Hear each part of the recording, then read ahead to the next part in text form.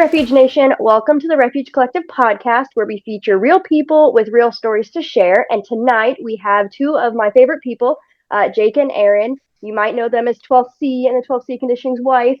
We are super excited to have them on today and to hear about their aid rendered story. So I appreciate you guys joining us tonight and after you put the babies to bed. Thanks. Yeah. Let's start out by telling the people a little bit about yourselves. So we are not newlyweds anymore. We've been married for almost 10 years. Yeah, almost 10 years now. Been together a little over 11. We live in central Missouri and have got a great group of people around us. I like to describe myself as the trophy husband, or You're my mail order husband. I'm your mail order husband. I agree with that statement because she brought me in from out of state. And we've got some great kiddos, been through a lot of ups and downs in life, and just had some really good, really wonderful growth in our family. And what brought us here tonight actually was our oldest had a little bit of a boo-boo, and we had an aid rendered story, and it was really fun because we got to do it as a team. Yep. So. Yeah, and you guys have both been. When you look back on it now, I'm sure it's nice to see that your training came into play. So give them a little snippet about like your experience with first aid and if you've taken any training before you tell the story. Yeah, so I've done a decent amount of training for a civilian. I have former background in Department of Corrections, and they have, their own version of first aid. I have volunteered on the security team for my church, and they have their own first aid that they've run people through. I was an RA in college, and so I had to be first aid CPR, and the nearest ambulance, if they were already on their way, was over 40 minutes out. So they wanted to make sure that we were relatively squared away first aid stuff, because if we were doing CPR, we'd be pushing for 40 minutes to an hour if we were lucky. Yeah. And I've had other, small first aid trainings here and there, but a few years back, I sat down with Aaron and was like, I really want to go through refuge training. I think that this would be something that I would benefit from. And, the discussion was, well, how much do you really already know of that? Like, is it truly going to be worth it? And I was like, I think the stress inoculation is going to be what sets it apart from everything else. And that's what we found to be true. I did our 1, 2, and 3, what, about a year and a half ago now? Yeah, a little over a year ago now. I mean, we had our second. Yeah. Our second was fresh when that happened. Yeah. So, yeah. She wasn't fresh. Yeah. I don't think she was 6 months yet. Yeah. She was still pretty young. I know you guys came into the office after you did training, right? Yeah, we did. Yeah. It was good. And so I did R3, and that was a lot of fun. It was an eye-opening experience. The instructors there were very competent, ran me through a lot of good scenarios, and after training pulled me aside and walked me through after action report. Hey, these are the things you need to work on. This is, something that will make or break you being able to respond well, and gave me some key areas to practice. And that's what I seriously valued from training, was that not only the stress inoculation that was in there that I was expecting, but walking away with key feedback specific to me, what I needed to work on to improve. And I've tried to, bring some of that training into the house. And we run CASEVAC drills with our kids, where they're pulling their sleeping bag with their stuffies on top. CASEVAC. That's awesome. I mean, it started out with us giving them CASEVACs, and then they stepped it up and were like, we're going to do this with our loveys. Yeah. And so it's been good. Our kids have had slishies on them multiple times. We do slishy drills relatively regularly. Erin gets surprise tourniquet drills from time to time. She surprise tourniquet drills me often. That's awesome. We wound pack every so often. So we try to keep each other sharp. I would love to run Erin through responder in the near future. I think that she would seriously benefit from it. Legit training wise, I don't have any. Like I just have hey, let's go through this real quick. Let's go through this, the secondhand stuff. Well, you had some first aid basic stuff when you were a teacher, didn't you? Okay. I went through a CPR class. That was really it. Yeah, that is probably not anything close to when you come to refuge training, when you do the full blown scenarios and everything. It is not like death by PowerPoint whatsoever. Yeah. Mine was pretty much death by PowerPoint. So. Yeah.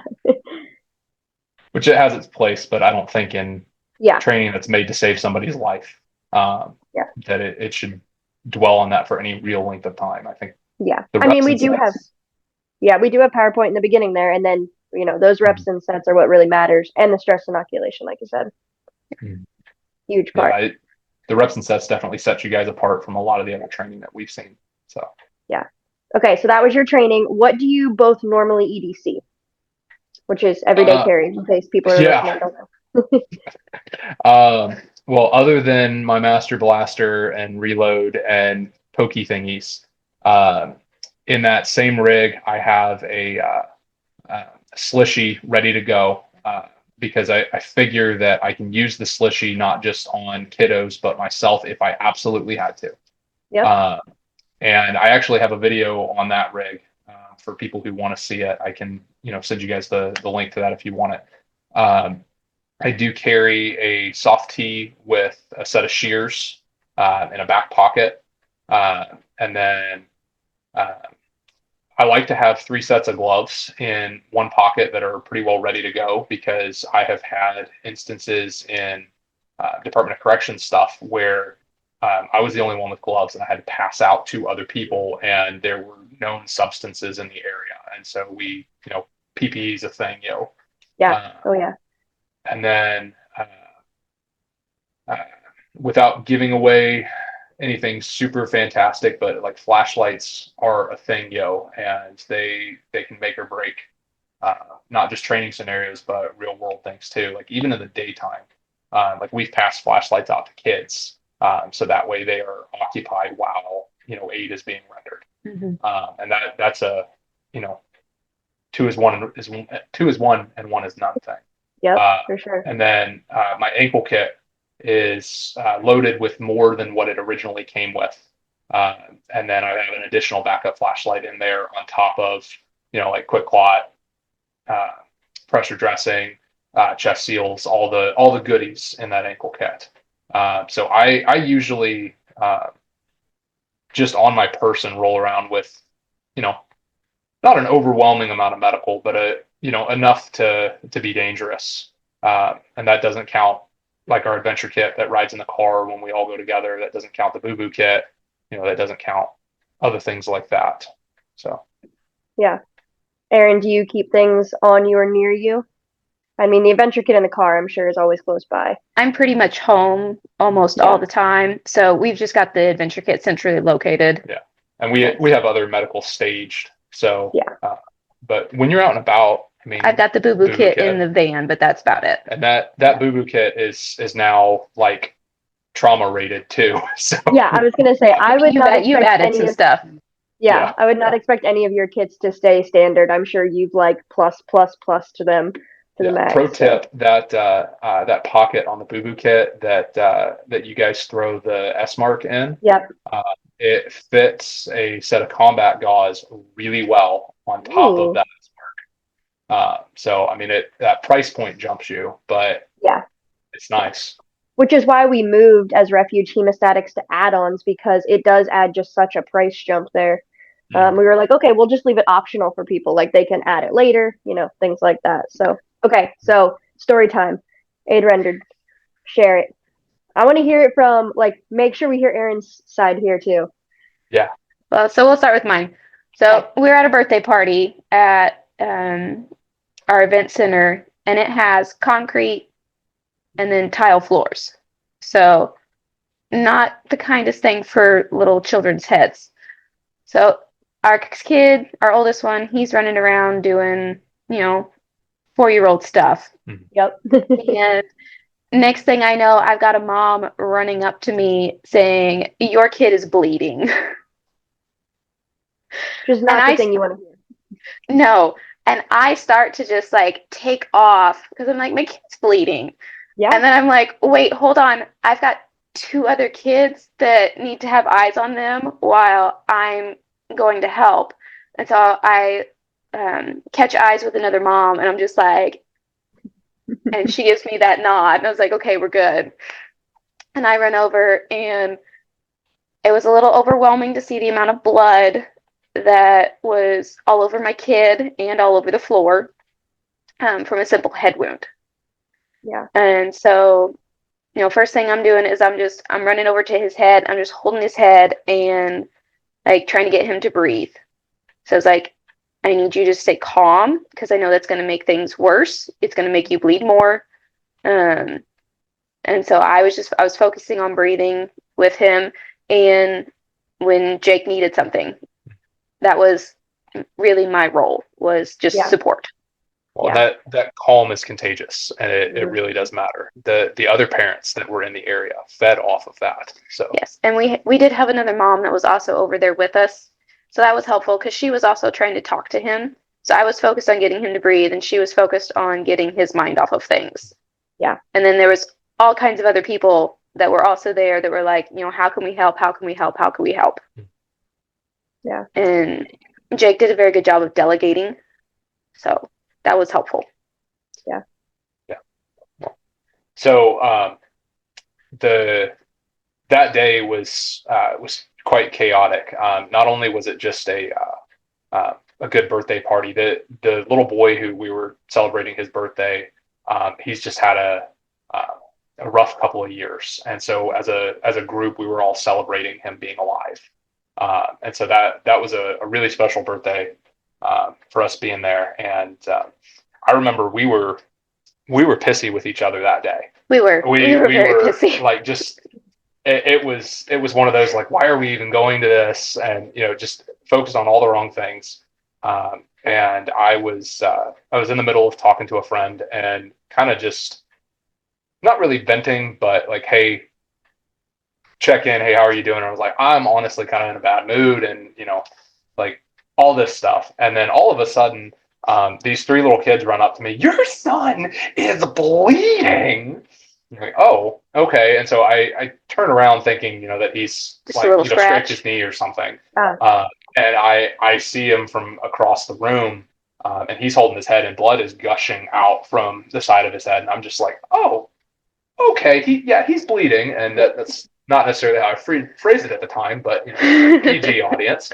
And I rush over to him and pick him up and move him away from the puddle of blood that's on the floor. And the photo that we sent you guys did not capture that at all, because we moved him to I don't know, like 4 or 5 feet off to the side, away from what was there.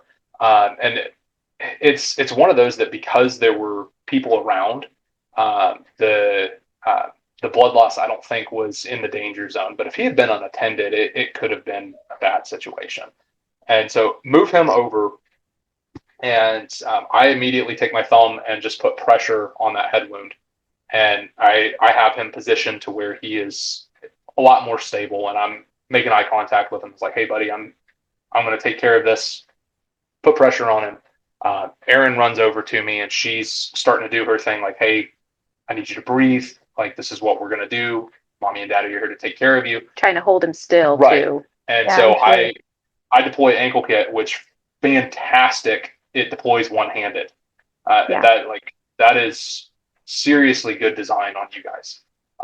Pull the ankle kit off, set it down, and I'm going through, and I've got one hand on my kid's forehead holding that cut down so it doesn't bleed too much.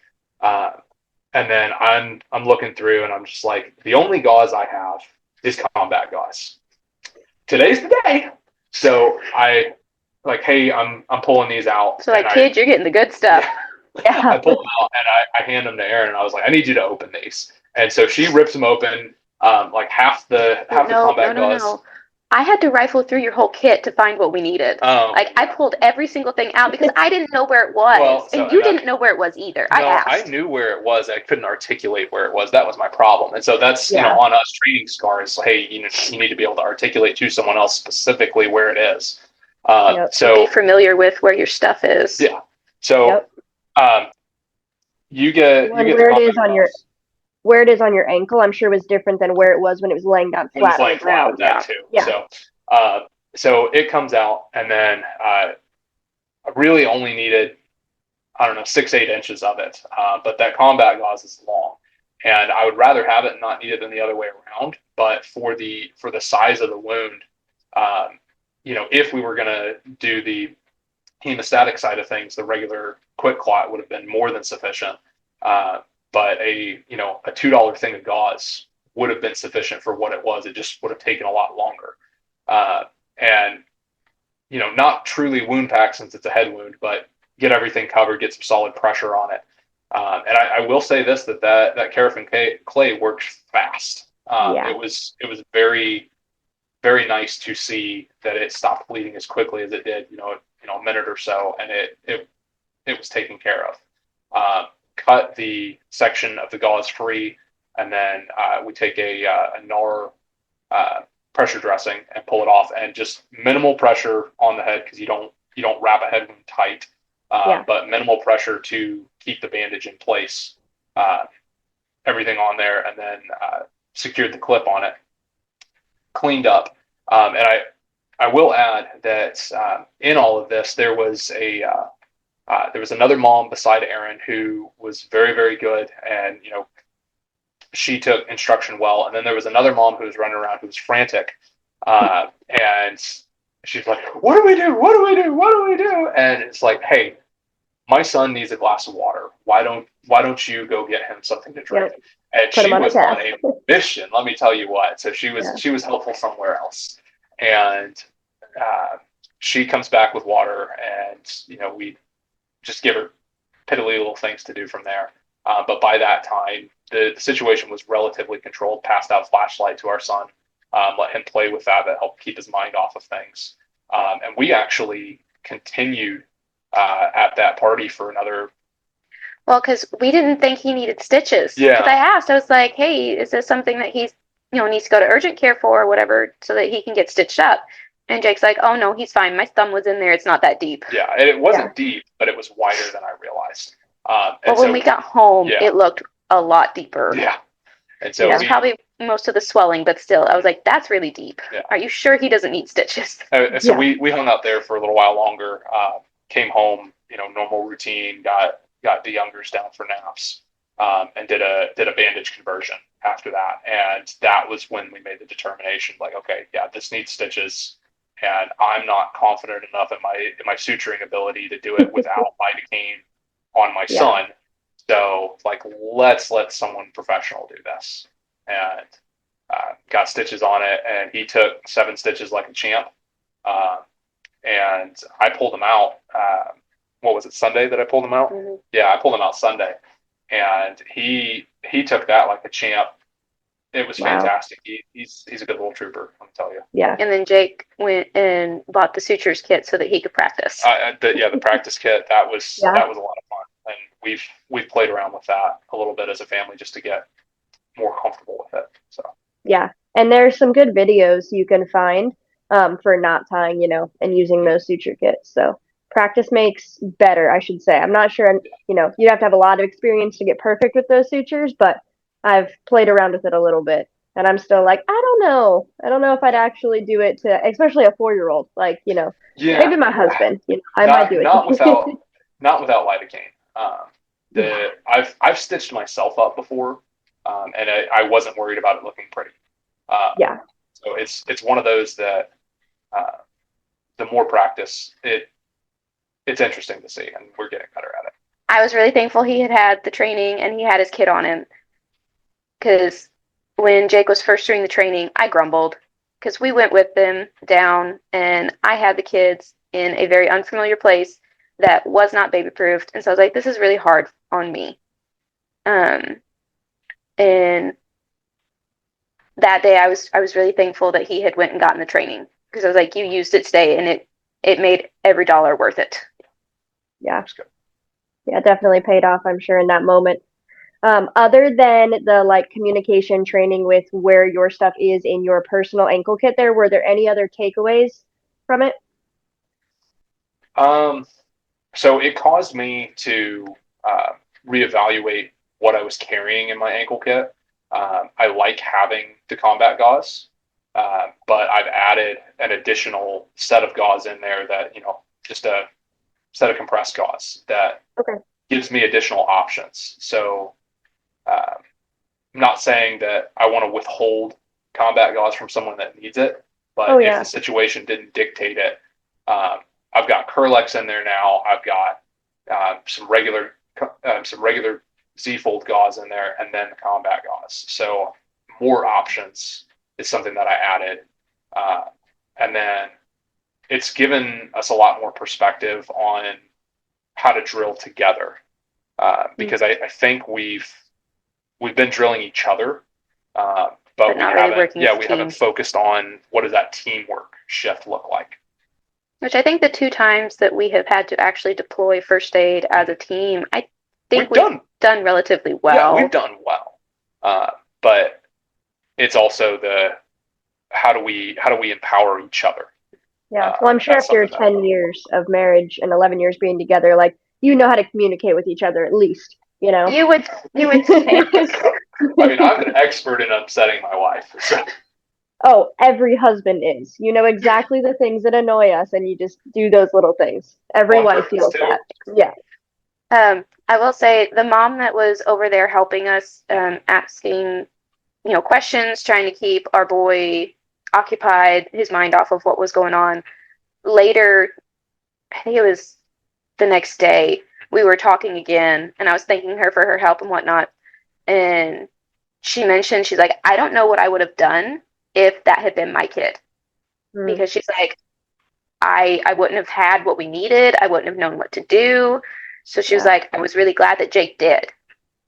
And I mentioned the mommy and me course, because like it's probably something that I should have too, just to have some basics. And she's like, that would be really great. You should get certified in it and then take it back to our mom group that we have and come teach our moms. Yeah. Hey, you're not that far away. You can come down here and train, or, I and one of the other ladies can come up there and we can have a day together. And, Yeah. Mommy and me class is fun, especially when it's like mom and kids. It was Bob and I who did it, so we kind of tag teamed it. But it was definitely like really interesting to see the kids, and they actually were way more attentive to like the PowerPoint, and answering the questions. We like almost made it too interactive because we were trying to like hold their attention when we realized because like short attention spans. Yeah, they were getting so much out of it because there was that little bit of interactive play, and having their parents there. I think the parents were kind of, this kid, some of the kids, they at least you could tell had a little bit of Splishman training or knew, how to call 911. We did a little 911 drill, and that was pretty cool. So the mommy and me class, just training with your kids. I mean, you guys said you do the Splishman drills and things like that, which is a big, just those little stepping stones as they get older. Yeah. We're currently working on our 4-year-old being able to apply a Splishman to parent, and that's a uphill battle right now. But it's something that we've kind of set that goal to train towards. But I'll tell you what, he's got as a kid, he's got some good bedside manner. We've done drills in the past where he has come up to us and tried to assess the situation, so to speak, and like, hey, are you okay? And we've pretended that he's checked vitals and those kind of things, just much too young for right now. But building that groundwork, and he really has that heart to want to help other people. So it's been fun to see that develop in him.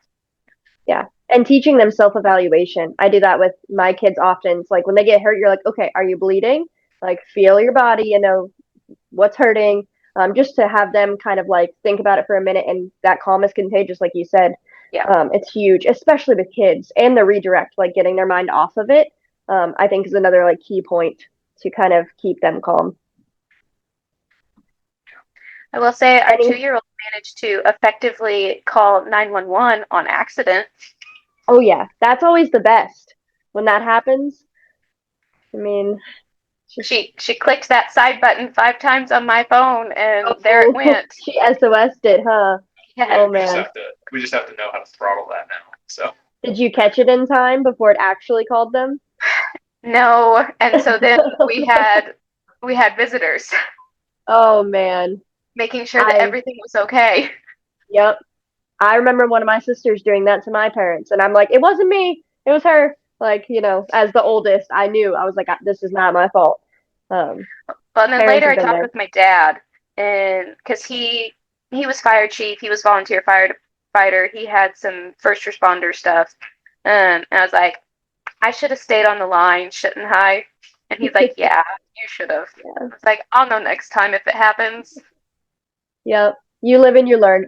As parents, like you think you know it and you think you can just know things, and then something happens and you're like, I don't know anything about parenting at this point. Like they always throw you for a loop. Each kid is so different. So, anything else you want to share with the people listening in regards to what you guys have learned, what you've been through?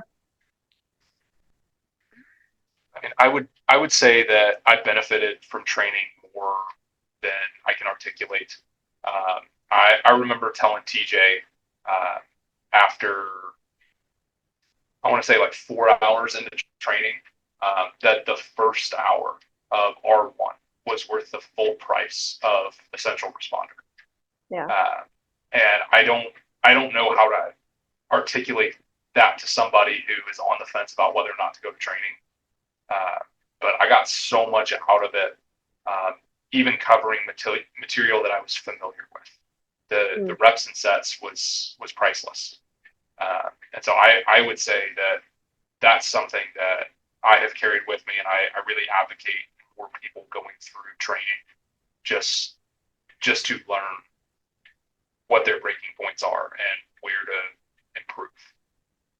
Yeah, I training is think it huge. also helped that, you set up your own little mini class, and that gave you some more reps and sets, and also gave you kind of like a leadership responsibility. Being able to teach somebody else really solidified. It's like, okay, what do I know and what do I think I know? Like, okay, there's a difference there. So and that's the best thing to do, pass on that knowledge, Well, because if you can teach somebody else what it is, then that's helping you learn it and retain it so much better than just being the sponge and absorbing it. And you've done that with our kids, so it's been able to allow you to pass that on too. Yeah. Well, that's awesome. Thank you guys so much for joining us and sharing your story. Refugation, we hope you were inspired by our guests, Aaron and Jake. And if you guys have a story to tell, we want to hear it from you. So you can always reach out to us by email, media@Refuge Medical. Thank you guys so much for listening, and always stay prepared. Thanks so much, guys.